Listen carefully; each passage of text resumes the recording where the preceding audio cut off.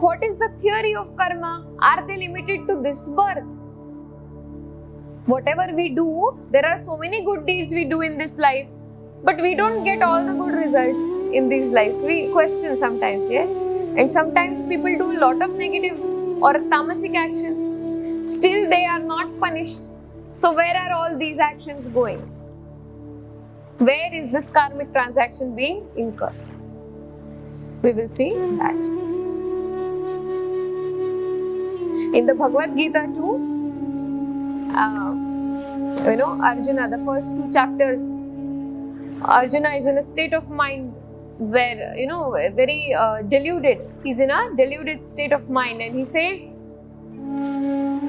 I don't recall doing any of sinful activities, so why do I have to suffer? So what does Arjuna say? Why am I suffering? Each time when we reach a certain place in our life which is dark, yes, and we ask ourselves, why am I suffering? The theory of karma brings a lot of respite. It gives us a very logical and systematic explanation as to whatever we are facing. Why is it happening that way? In the types of karma, the first one we see is Sanchita karma. So, understand Arjuna. Who was Arjuna? Warrior, great warrior, or yourself as the warrior. Sanchita karma is a bundle of arrows on your back which you have not used. What is Sanchita karma? It is collective karma. It is collective karma. All the karma, the deeds that you have done from all the lives, collective karma, which have not been fructified, which have not seen result or fruit. Let me explain this in a more simpler way. For example, 2 people were working with an organization. Yes, in that organization, they were into some kind of money laundering. Nobody got to know. As long as they lived, they enjoyed a good life. They had a lot of luxuries with that money. But the next birth, what happened? This karmic transaction was still very much open. So their previous karmas were still they were enjoying the fruits of the Punya karma. Therefore, this immediate transaction did not have any effect. But when this collective karma got over, when these collected karmas got over, they were first subject to the effect of the money laundering. Yes? So, next birth, perhaps they had to pay that money back, or that they somehow, somebody looted them, cheated them, they lost money in some other way. The exact amount or exact suffering which they had caused other people was also incurred by them. So, Sanchita karma is collected karma. Just remember, what is Sanchita? Collected karmas. All good, bad. What does it include? All the Paapa and Punya together. Collected karma. Now, out of the total karmic transactions, for this birth, certain Paapa fructifies and certain Punya fructifies. You have the phala or phala, yes, of certain pious or good deeds and certain sinful or deeds which were of Paapa in nature, tamasic deeds which you had incurred. So you get both these effects in the present lifetime. Like we see day and night outside, like we see the presence of sattva as well as tamas outside. In our life too, what is happening? Darkness and light. And what is bringing light? The pious activities which we have done, and darkness, the sinful activities incurred by us. They can be at a very small degree also. They can be at a big degree also. But now when we do certain things, we will not understand that it is a wrong thing or a negative thing, because we are in a state where we do what feels like or what is right or what is. That's why spiritual path helps us. Spiritual path helps us discriminate. If you recall, we studied Viveka, the power of discrimination of a spiritual seeker.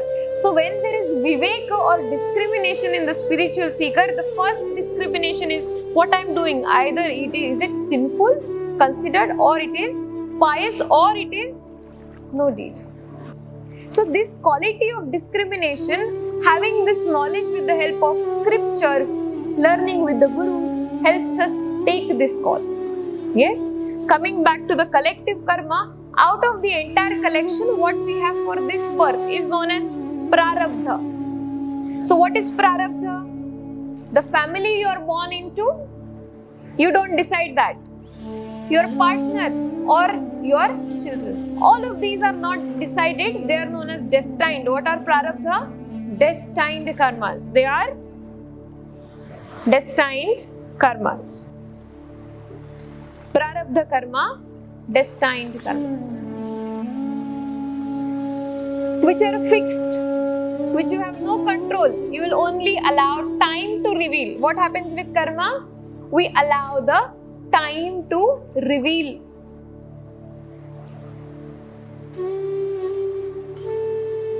So, the family you are born into, yes. The wealth or luxury you are subject to throughout the life. Your years of life, how many years you will live, and the kind of partner, children or family you would have. All of these are predestined, destined known as Prarabdha karma. Based on what they are destined? Sanchita. So if your Sanchita has 95% of good deeds, don't you think all these 4 will also be very, very pleasant in every way? What happened with Gautama the Buddha? Gautama had so many Punya or good deeds. He had to be born as a king to exhaust the fruits of the good deeds and then move towards Akarma or a spiritual path. So even if you incur a lot of good deeds, you are bound, you are subject to exhaustion of those good deeds. So these 4 factors come under Prarabdha. What is Prarabdha? Destined karma. Destined karma. Next is Agami karma. What is Agami karma? In the present life, out of the destined or Prarabdha, which is waiting to be fructified, which means you are going to meet that karma in this present life, in the future. That is known as Agami karma. Agami karma. हाँ, आने वाले कल में, in the future, out of the total Prarabdha or destined for this life, now you have exhausted most of the karma, good and bad. Don't you think? For whatever years we have lived, there have been moments of extreme happiness and also extreme suffering at times, which means we have exhausted and fulfilled that karma. Whatever remains now is known as what? Agami. Known as Agami karma. And the response to these, whatever is the response to this is what? Kriyamana, new karma we are creating in this birth. Response to these 1, 2, 3 is what? Kriyamana. Primarily response to the Prarabdha for this destined karma. How you are responding to your destiny? How are you responding to the good and bad, both the events that you are facing? Are you exhausting them? Which means, are you only observing them? Okay, there is sickness, fever. What do I do in this case? I try to make myself feel better. My fever should not give headache to 3 other people. What happens if my fever gives headache to 2, 3 other people? What am I doing? Kriyamana karma. So, observing the suffering that comes into my life without causing suffering to others. Understanding that I have taken birth to observe life, not to participate. I have majorly been playing the role of a participator all this while. But after understanding the theory of karma, I realized that I am supposed to observe life, not participate. I am supposed to observe. Okay, first 10 years from childhood, what did life bring to be? From 10 to 20 years, what did life bring to me? 20 to 30, so on and so forth. What is life bringing to me? What is each day bringing to me? If I am in the state of observer, I don't create any kriyamana, because again kriyamana either will be Paapa or Punya. You don't even have to do Punya.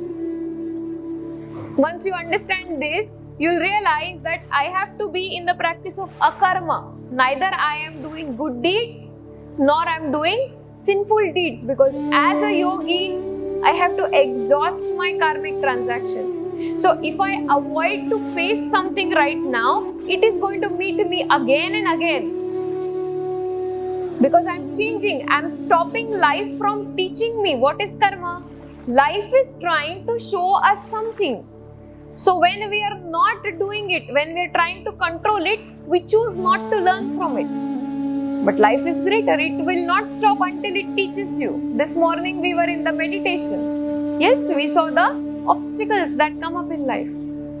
So what do we do in this case? A yogi surrenders. What does a yogi do? Surrenders. Okay, today is good.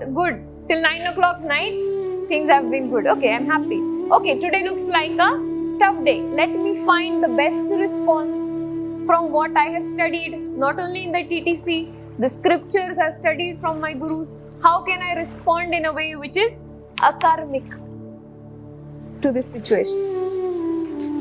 So if I do not allow life to teach me, if I'm going to keep on postponing my karmas, trying to change their course, they are waiting to meet me anyway. There was once a children's cancer hospital. Now these were small children.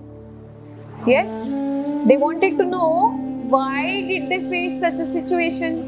Why were they going through suffering? Their life had not even started. Nobody could answer this question. It is the parents' Paapa Punya. Whose Paapa Punya? So they decided to invite all the religious teachers. They decided to find a solution. In some of the religious books, there would be some solutions. So we saw a congregation, all the religious leaders of Christianity, of Islam, of Buddhism, of Hinduism, all of them were invited. Somebody said, out of the 4 leaders, somebody said that it is God's will that you have to suffer. It is God's will. Somebody said, because you did not follow religious rules, you are facing the karma. Out of the 4, somebody said, life is suffering. Life is suffering. And the 4th one, yes, who was a Hindu teacher who had been studying the scriptures, explained to them first what is rebirth and what is death. Explained to them that death is inevitable. Whether it's at years of 8 years of age, where there is physical suffering, yes, and you conclude it at 8 years. Which is longer, 8 years of physical suffering or 80 years of mental and physical suffering? Which is better? Still, children were asked this question. I am not asking you. Yes, we are simply discussing. So children were asked this question by whom? By the monk, Hindu monk, who asked them that death is there, like it is for you now. Perhaps your treatment would not work. You may meet death. Your mother would also, father would also. Everybody who is in this room is going to meet death. Before meeting death, is subject to the fruit of both Punya, good deeds, as well as the Paapa, bad deeds. So which is more heavy? Living for 80 years, being constantly churned by these both. Whose karmic transaction was more? Who had done more heavy deeds? A person who lived for 80 years in all this suffering at the level of body, mind, or a person who had a very little suffering at the karmic level, which had to be finished early. And the time when the body was at its best in childhood, what is it? What's the case with the body? We break a bone, it heals faster. So the children were asked, now tell me, the monk said, who has incurred more sinful karmas? The people who are going to live for 80 years or you who's easy on the path finishing away? The children were very, very happy. They said, yes, we are at a stage where ultimately this day is to meet us sometime in life. But we are at a stage, perhaps we have very limited karmic transaction which remains. Very much small karmic transaction. Therefore, we free ourselves from this.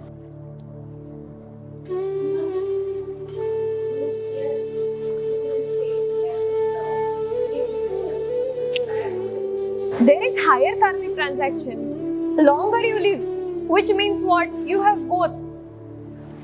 Which both? Paapa and Punya. Now, out of the Paapa and Punya, you also have something known as free will. What happens here? In kriyamana, you are creating new karmas. So, out of the 80 years, perhaps 60 years, you were suffering. 20 years, you had a choice to work on your karmas, have akarmic deeds, to exhaust your karmas. The intensity of karmas is more. In childhood, what happens? We live with the family. What does it mean living with the family? There are higher karmic transactions. As we move forward in our 20s, 30s, 40s, people in our life start lessening. What does it mean? What does it mean? We have started opening up the knots of karma away from home, which means we were subject to a karmic transaction 24 hours. From that, we naturally tend to move away. Once our karmic transaction gets over with the family also, we naturally tend to move away. Does it mean the karmic transaction ends? No. But it is now very, very little which remains. So ultimately, our karmic transaction ends with most of the people in our life. As people we know, but actually the people we transact with, the number of transactions become less. I'm not talking about the number of people you know. I'm talking about the good and the bad experience you get from people starts lessening. The other day you said that there's a kind of yoga where the gurus, you said the disease was being taken by the guru. Disease, yes. So how is that? Is it like a karma? Karmic transaction. So what happens if the teacher took some kind of suffering of the student? Teacher suffered, student did not. So teacher transacted at the karmic level. Yogis are powerful. They are known to do this.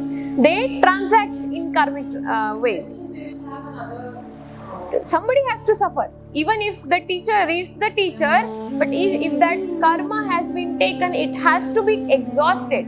It's not known as suffering. What do we call it? Exhaustion. So you must be happy. You have exhausted major karmas of your life.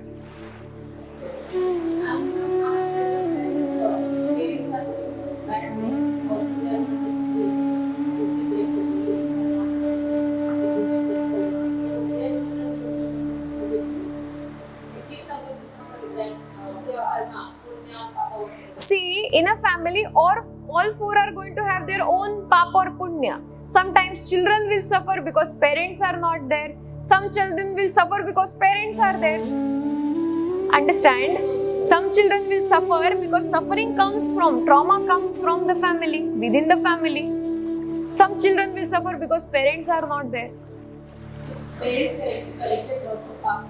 Yes. As long as you are a part of that transaction, you will face the heat.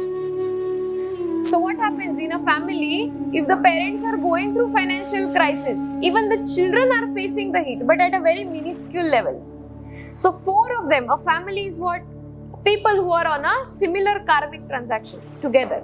2 are suffering more because they have been a larger share in that karma, and the rest of the 2 are not suffering at that intensity. So in the hospital, when children were told this, that suffering, and now tell us which is the one who has incurred higher karmas, they actually found a logical answer. The theory of karma is a logical answer to why things happen, what happens, because what happens with you doesn't happen with me, what happens with me doesn't happen with her, which means if the effect is independent, cause also must be independent of this karma. Only I will be the cause of my karma, because effect is individual to me. She cannot be the cause of my karma or my effect. So if the effect is individual, if the effect is experienced individually by each person and no two people have a similar effect, which means the cause is also independent. Effect is independent, cause is independent. If I am experiencing the effect, which means I am also the cause for this effect. The intention of this class of theory of karma was to help us understand that we are in the role of an observer, not a participator.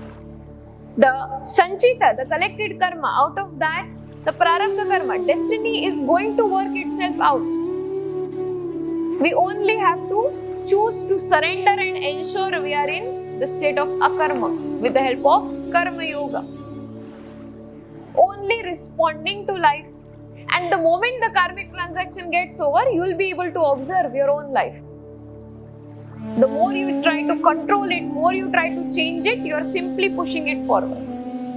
Therefore, you will meet that trauma in some other person, then some other person, then some other person. As long as you exhaust what is destined for you.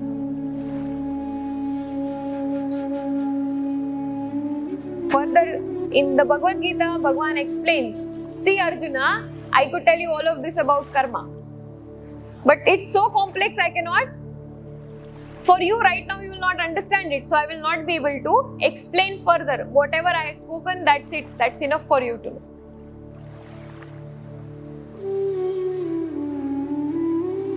So, independent cause. We are the cause of our life. And one more beautiful thing. The more the karmas start exhausting, the world starts diminishing.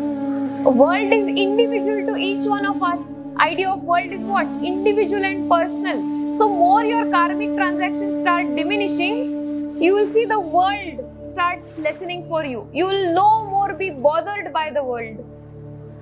Why will it be? Because the people, the karmic transactions have now become very, very less.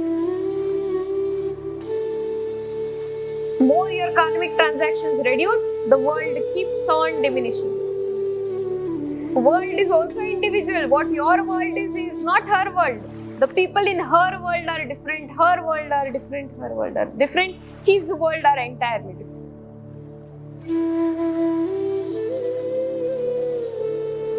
So, with the exhaustion of our karma, samsara starts diminishing.